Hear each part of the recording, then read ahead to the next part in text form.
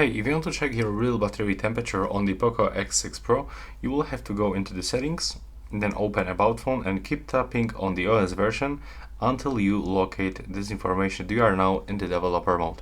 If you have screen lock, you will have to use the screen lock method. And next you will have to scroll down, open the additional settings, and then go into the developer options. And now you will have to keep scrolling until you find one of the following option. It will be just right here.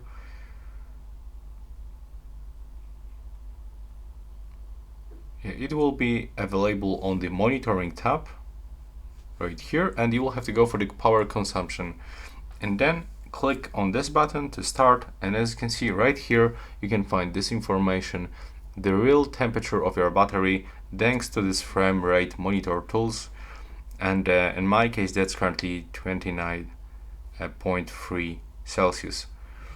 So as you can see, that's quite simple. If you want to turn it off, just click on it once and then click X.